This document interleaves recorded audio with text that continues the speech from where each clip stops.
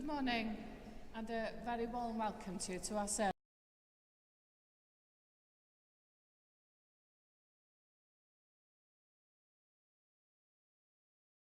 But Thursday, of course, is a very special day because it's Ascension Day. So there will be a service, instead of evensong at 5:15, we will be having a choral Holy Eucharist. And there will be a surprise at the end as well. So I'm hoping that that might encourage you to come along. So 5:15 on Thursday. Also, as you know, it's Christian Aid Week this week. So there will be envelopes at the back. So if you want to donate to Christian Aid, then please, all week you can put money in this envelope and put it in with the collection as usual. And then we will ensure that the money goes to Christian Aid. And we do have some activities happening during Christian Aid as well. So as it says here on the notices, on Monday the 11th of May at midday, there's a service and frugal lunch. And on Saturday, there will be a coffee morning with stalls between 10 and 12. And just to let you know as well, I'll be away next weekend, but I promise you I'm not going off on holiday again. I'm going to be going to preach at a Christian Aid service in Pwllheli. And then we do have another call for volunteers. We are struggling actually with volunteers to count the money. So if you do have an hour each week or an hour or two even every month to offer, that would be a great help. Essentially we have to have somebody alongside Brendan as he counts the money. So really it's just about being there and making sure that we're following good practice in terms of money counting. So if that's you, if you could offer some time, then please have a word with either me, Canon Tracy or Jane. Also, the Mothers Union AGM will be tomorrow at Eglwys y Groes at 12. Also, a final call now for the electoral roll. As you know, we are setting up an Easter vestry meeting, and to be able to vote on that, you need to be on the electoral roll.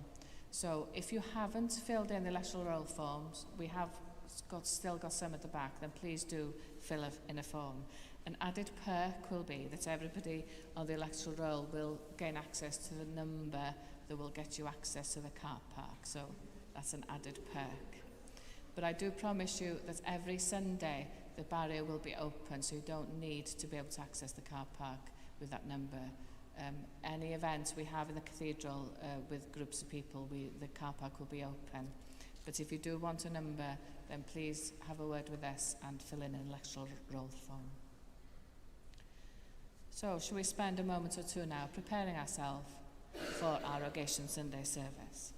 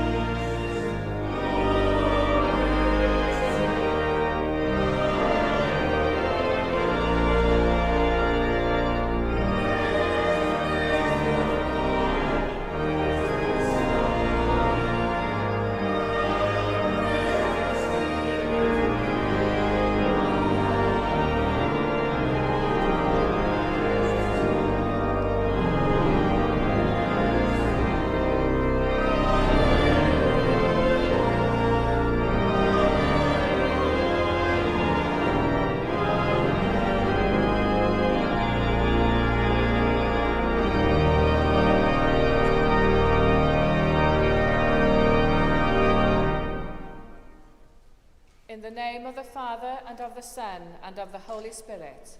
Amen. From God our Father, who in his great mercy has given us a new birth into a living hope through the resurrection of Jesus Christ from the dead. Grace and peace be with you. And also with you. Alleluia, Christ is risen. He is risen indeed. Alleluia. God our Father, in his great mercy, has given us new birth as his children by raising Jesus Christ from the dead. So let us turn away from darkness and sin and walk as children of light.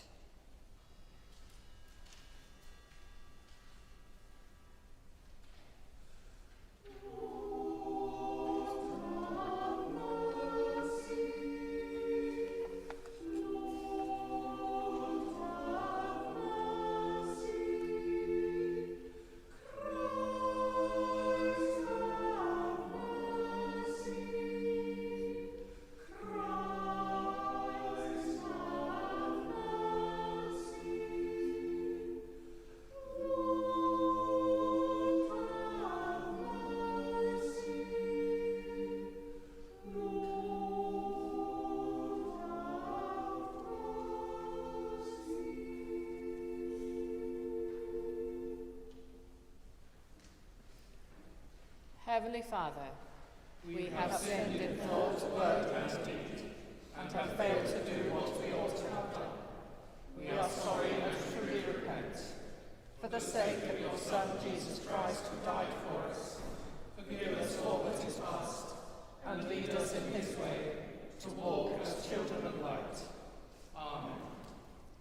Almighty God, who forgives all who truly repent, have mercy on you, and set you free from sin, strengthen you in goodness, and keep you in eternal life. Through Jesus Christ our Lord. Amen.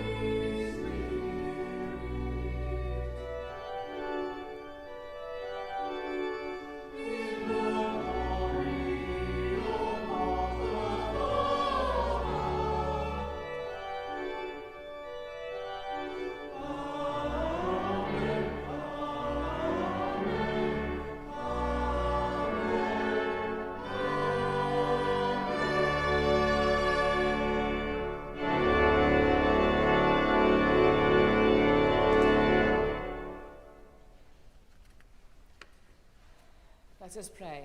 God, our Redeemer, you have delivered us from the power of darkness and brought us into the kingdom of your Son. Grant that as by his death he has recalled us to life, so by his continual presence in us he may raise us to eternal joy. Through Jesus Christ, your Son, our Lord, who is alive and reigns with you in the Holy Spirit, one God, now and forever. Amen.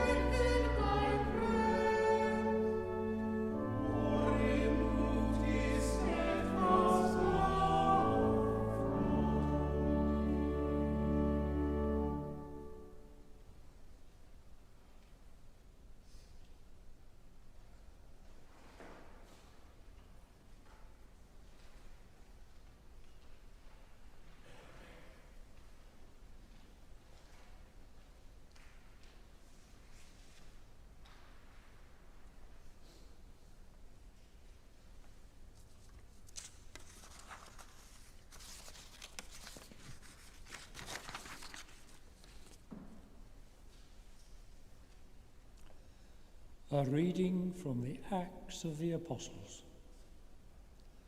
Paul stood in front of the Areopagus and said, "Athenians, I see how extremely religious you are in every way. For as I went through the city and looked carefully at the objects of your worship, I found among them an altar with the inscription, 'To an unknown God.' What therefore you worship as unknown, this I proclaim to you, the God who made the world and everything in it, he who is Lord of of heaven and earth, does not live in shrines made by human hands, nor is he served by human hands, as though he needed anything, since he himself gives to all mortals life and breath and all things. From one ancestor he made all nations to inhabit the whole earth.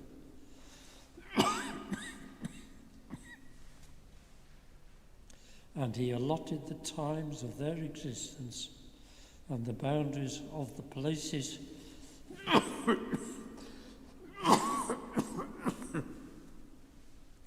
where they would live, so that they would search for God and perhaps grope for him and find him. Though indeed he is not far from each one of us. For in him we live and move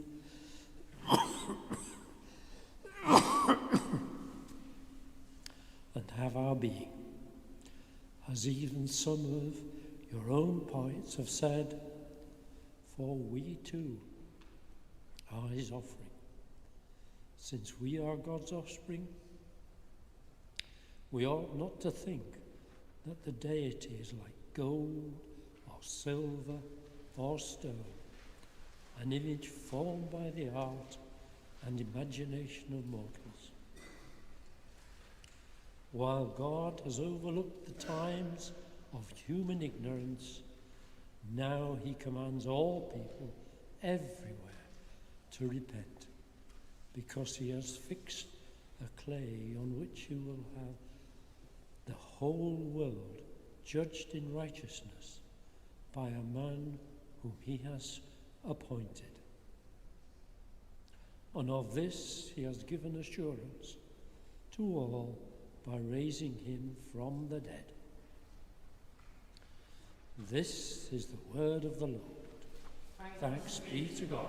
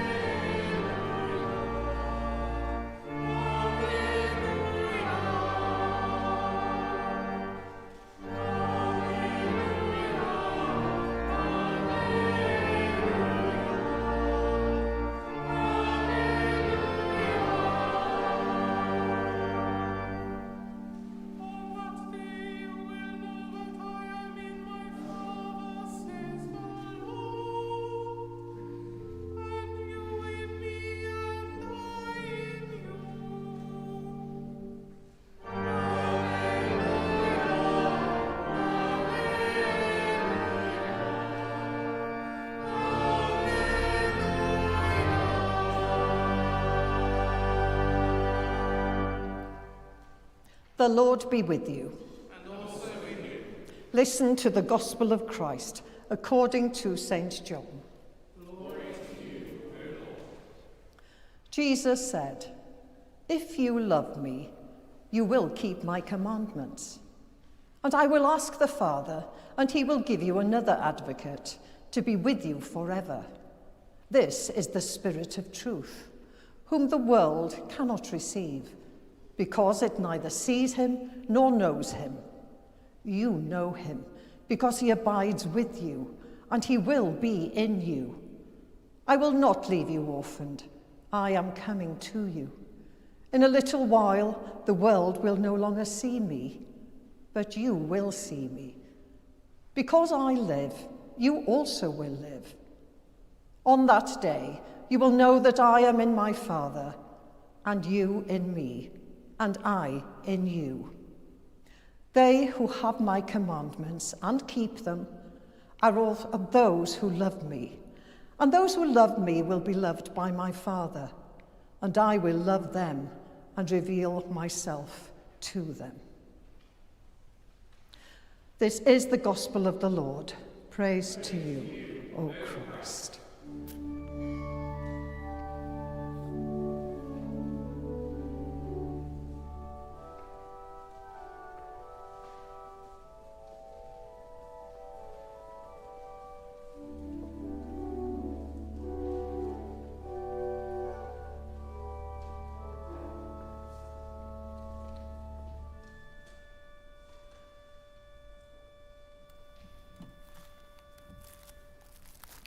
Please do be seated.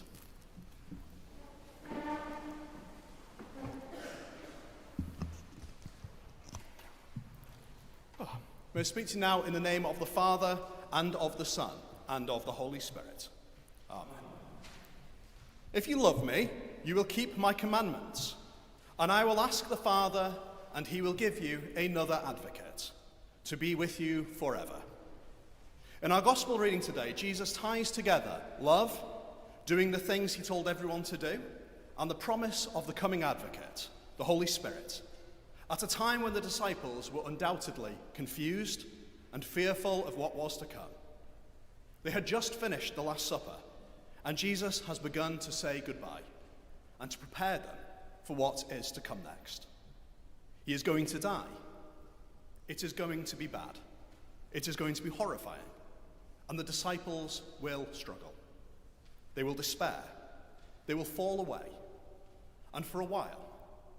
But Jesus knows this, and he also knows the joy that they will experience again on Easter and in the weeks afterwards, as they will again meet him and walk with him and break bread and fish as friends and family. But this reunion, it will not last forever in the bodily sense. Jesus has resurrected from the grave, proving once and for all and for everyone to see the power and truth of his good news, and how he is the path that leads from death to life. But he won't be with them bodily for much longer. And how will the disciples feel after he has gone? How will new disciples feel when they come to a faith only to find it is supposedly in an alive man who has been gone for centuries? So God the Father and Jesus send the third person of the Trinity to reside within the hearts of the faithful, the Paraclete, the Advocate, the Holy Spirit. This coming Advocate will guide the faithful by living within them, helping them to know Jesus, his truth, his life, and his reality, even when they have not met him in the flesh themselves. And it's through this revelation, this guidance and wisdom whispered into our hearts, that we find ourselves being changed by love. The foolishness of the cross starts to look like wisdom and justice. The image of jagged neighbours and enemies that we often live amongst start to look friend-shaped and full of the image of God. Our actions begin to look like they are shaped by the commandments of God, because we find ourselves moved to love instead of fear. And the love of God and each other is the basis of all good living. This Spirit, this Holy Spirit, sometimes we treat it a little uncomfortably in churches. Perhaps we reduce it simply to a dove in a stained glass window, lacking the corporeality of Jesus, lacking the visuals of the God of smoke and fire in the wilderness. Or perhaps we go the other way and begin to think of the Holy Spirit almost like the MC at a party, all excitement and emotion, speaking in tongues and ecstasy. And both have their valid places, their valid expressions of the work of the Holy Spirit. But both miss something of the depth. The Spirit, the Holy Spirit, is a deep well of grace. Quiet, unassuming, but deeply and powerfully transformational. You cannot encounter the Holy Spirit and not be changed. We are changed at baptism, when we are indwelt and are abided with, and are made into a home for the Advocate to reside in. And then when we look upon the world, on each other and the Scriptures, when we worship with eyes and hearts of faith and hope in what Jesus said and did, we are changed again, degree by degree. St. Paul, some of this working out in today's reading from the Acts of the Apostles. He had met the pagan elders in Athens and noticed the natural theology, that almost grasp of the living God through their creation, through culture, and in the shrine of this unknown God he speaks of. And so Paul expands on this natural theology by enlightening them with the revealed truth of the living God through Jesus Christ, and the action of God the Father through all time and creation. And by the end of Paul's speech, they have a choice to make, whether they realize it or not. Do they accept and trust, or do they turn and ignore? Our reading in Acts ended a passage too soon, in my opinion, Because the outcome is both of those things. Some of the crowd mocked the foolishness they saw of the cross, and a man who was God who died and came back. They did not believe. But some did believe and went on to live a faith and Christian witness. The world is presented with the truth, and some did not receive it because it appeared to them to be nonsense, whereas others took the leap of faith, and the Holy Spirit begins its work in their hearts and sings God's song of truth and helps them on their way. This is the purpose of the Advocate, to help us at these moments of choice, of free will, and to guide us to abide in the truth of someone we have never seen in the flesh, and the story of a God who meets us in death to bring about new life. I said earlier that the Spirit is transformational, and it absolutely is. In our Gospel, we heard that the world cannot receive the Holy Spirit, and that is because the world, as we're talking about it here in this passage, is everything that is left over in creation that is separate from God through our sin. Peoples, cultures, systems, powers, all things that we have made ourselves to resist God, implicitly or unknowingly. And this is not exclusionary. This is not saying that we as the people of God are better because we have the Spirit and they do not, the world does not. It is far, far from it. The world cannot have the Spirit, not because it is banned, but because the Spirit is so transformational that if anything of the world truly allows the Spirit to reside within it, it is transformed, and it is no longer the world. It is no longer alone in the wilderness, but has been brought back into a loving embrace of God. The world simply would no longer be the world. It would be the kingdom of God. The Advocate, it's a good word, like a lawyer or a solicitor, one who makes arguments on behalf of a party in court or before a judge. And we tend to see, therefore, that as God is judge and ultimate power, the Advocate comes to argue on our behalf before God, to plead our case for forgiveness and mercy before the Father. But I'd argue not. I, in fact, think it's the other way around. What need do we have to plead for our lives before a God who has already sacrificed his only Son for us? Aren't we already forgiven? Isn't the forgiveness already bought and paid for by the precious blood on a broken body? No, the Advocate doesn't come to advocate for you. The Advocate comes to advocate for God. Not to present your case to God, but to present God's case to you. We are the frail ones. We are the wayward sheep who constantly need to hear the shepherd's voice to keep us heading towards those greener pastures. The Spirit is that voice in our hearts, revealing the truth and encouraging love and helping us in our choices and stumbling as we go through the wilderness of sin and free will.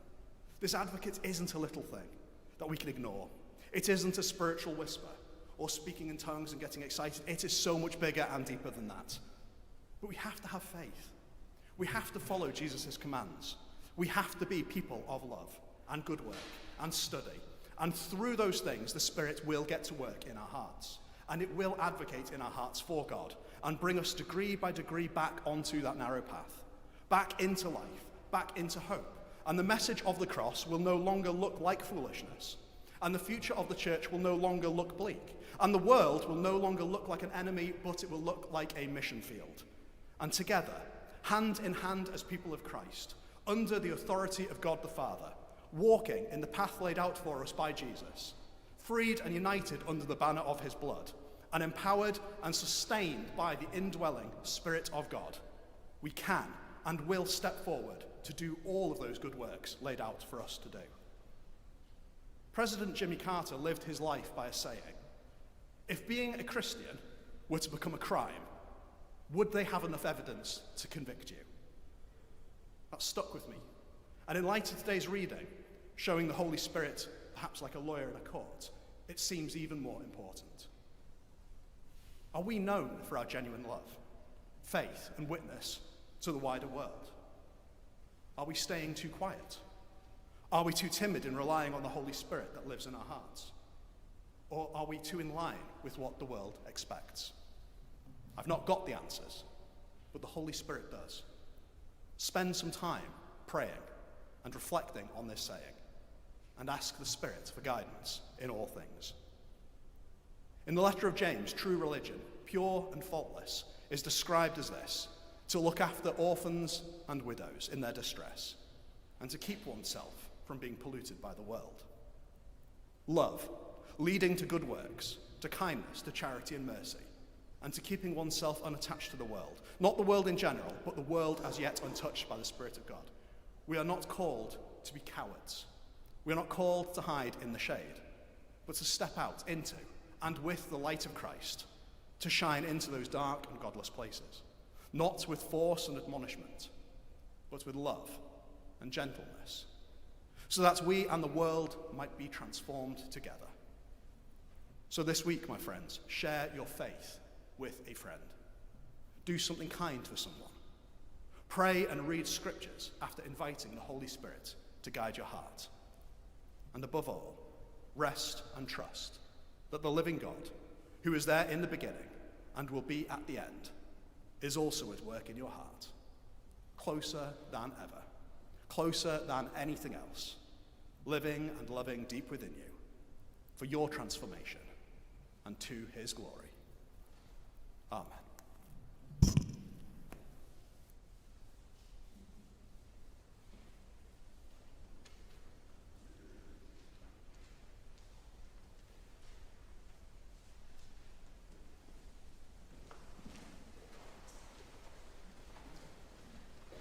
So we affirm our faith in the words of the baptismal creed.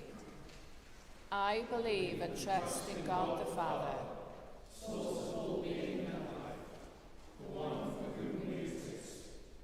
I believe and trust in God the Son, who took our human nature, died for us and rose again. I believe and trust in God the Holy Spirit, who gives life to the people of God and makes Christ known in the world. This is the faith of the Church. This is our faith. We believe and trust in one God, Father, Son, and Holy Spirit. Amen.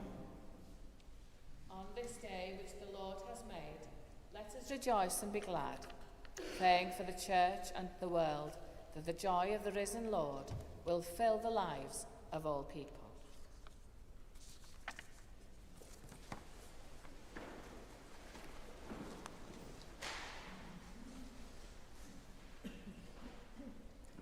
May God's quietness, his love, his care, his hope be with us all.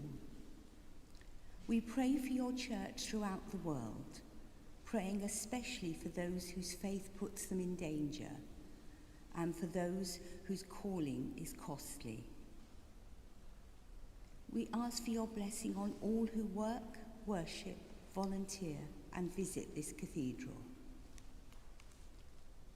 Help us to be aware of your presence among us, to see you, hear you, know you, and love you, so we may offer you fitting worship and service, and every part of our lives reflect your grace.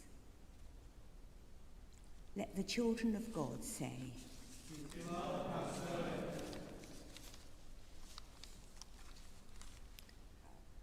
Lord, we thank you for the beauty of the world and the abundance of your gifts.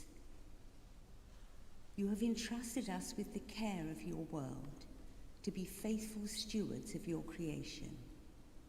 Help us both as individuals and communities to value your creation, to not squander resources, and to share the gifts you have given us with all people.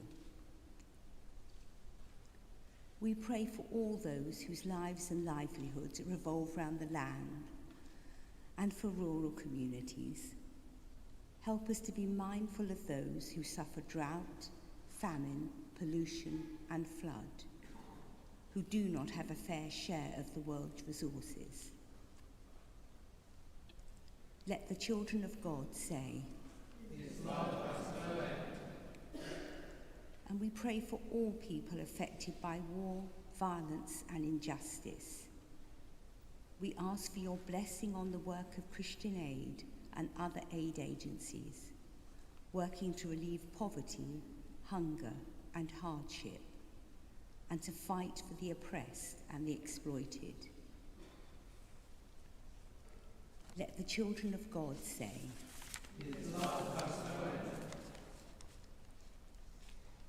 we pray for our community, for all we meet in our daily lives. We pray for the unemployed and those struggling financially, for the victims of alcohol or drug abuse, for the homeless or those in inadequate housing, and those in any other kind of need. Help us as the body of Christ to make a difference, to bring help and healing to those who are hurting, to all who have lost their sense of purpose or faith in the future. Teach us to reach out through the care we offer, the love we share, and the service we give, to put our faith into action. Let the children of God say,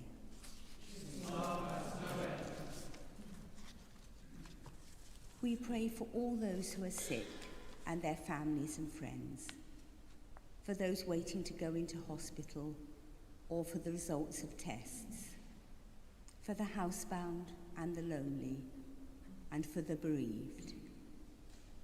In particular today, we pray for Elmer, Simon, Leslie, Simon. Let the children of God say,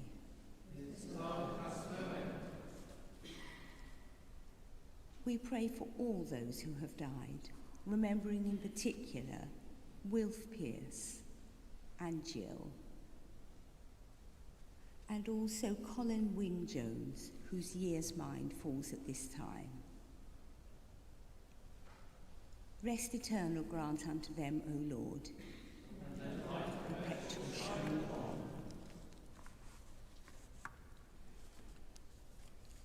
Your love, O God, knows no end, and we rejoice on this day you have made. May our prayers bring the gladness that fills our hearts to the lives of all for whom we have prayed. Through Jesus Christ our Lord. Amen.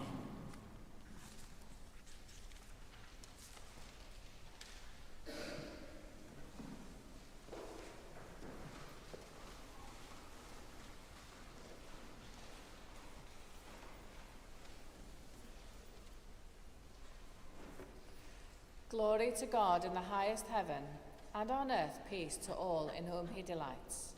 The peace of the Lord be with you always. And also with you. Let us offer one another a sign of peace.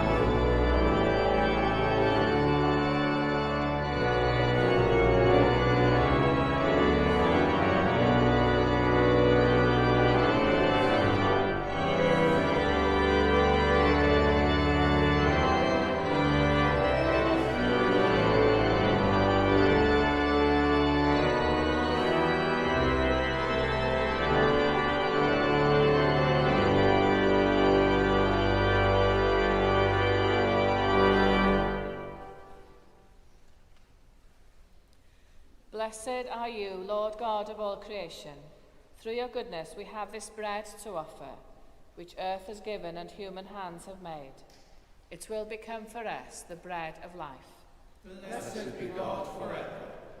Blessed are you, Lord God of all creation. Through your goodness we have this wine to offer, fruit of the vine and work of human hands. It will become our spiritual drink. Blessed be God forever. The Lord be with you. And also with you. Lift up your hearts. We lift them to the Lord. Let us give thanks to the Lord our God. It is right to give our thanks and praise. It is indeed right, it is our duty and our joy at all times and in all places to give you thanks, Holy Father, all-powerful and ever-living God, through Jesus Christ our Lord. Because in these days of Easter we praise you with joyful hearts in thanksgiving for your saving works, since in the paschal mystery of your Son you have brought light to your children through the hope of eternal life. Through the one perfect sacrifice offered on the cross, he has restored us, men and women, to his own image, opened the gates of heaven, and regained for us the hope of glory. And so, with the hosts of angels and all the company of heaven, we proclaim the glory of your name and join in their unending hymn of praise.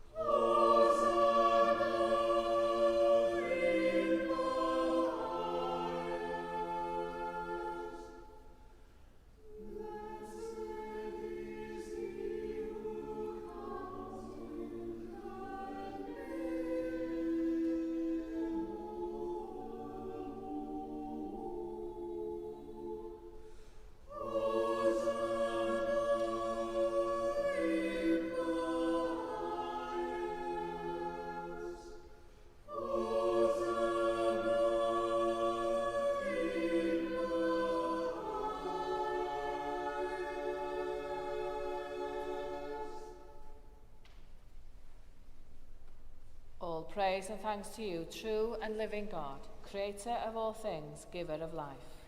You formed us in your own image, but we have marred that image and fall short of your glory. We give you thanks that you sent your Son to share our life. You gave him up to death that the world might be saved, and you raised him from the dead that we might live in him and he in us. Sanctify with your Spirit this bread and wine, your gifts to us, that they may be for us the body and blood of our Saviour, Jesus Christ. On the night he was betrayed, he took bread, and when he had given thanks, he broke it and gave it to his disciples, saying, "Take, eat. This is my body, which is given for you. Do this in remembrance of me."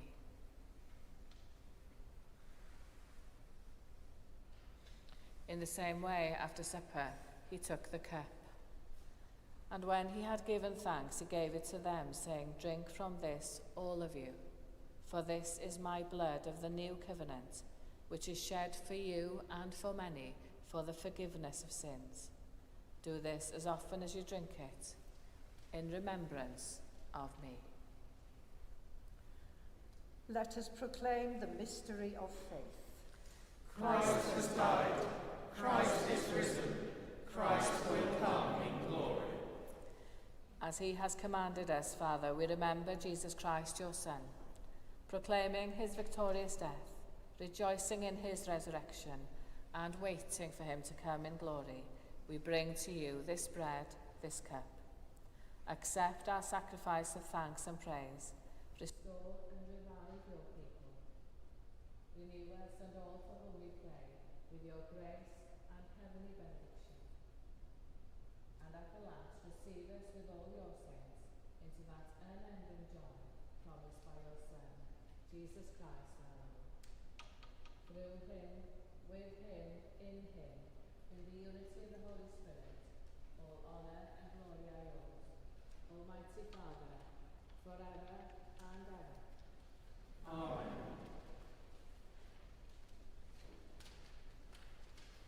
As we greet our risen Lord, let us pray as he taught us. Our Father, Who art in heaven, hallowed be thy name. Thy kingdom come, thy will be done, on earth as it is in heaven. Give us this day our daily bread, and forgive us our trespasses, as we forgive those who trespass against us. And lead us not into temptation, but deliver us from evil. For thine is the kingdom, the power, and the glory, forever and ever. Amen. Alleluia. The bread which we break is the communion of the body of Christ. The disciples knew the Lord Jesus in the breaking of the bread. Alleluia. One body are we, for though many, we share one bread. Be known to us, Lord Jesus, in the breaking of the bread.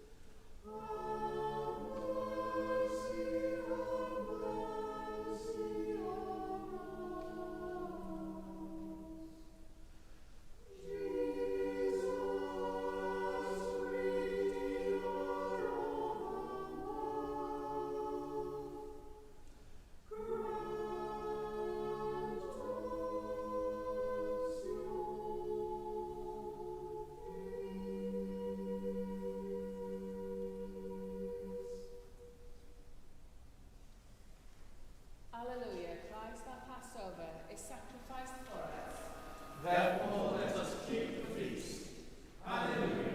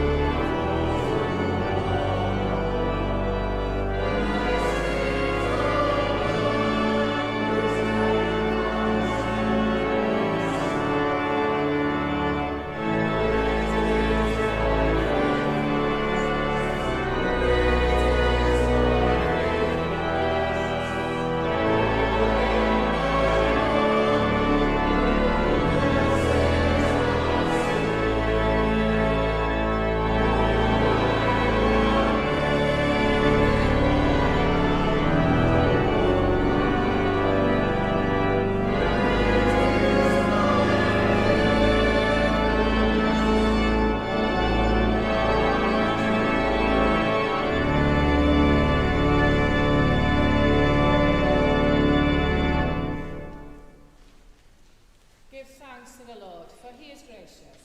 His love is everlasting. God of truth, We have seen with our eyes and touched with our hands the bread of life. Strengthen our faith that we may grow in love for you and for each other.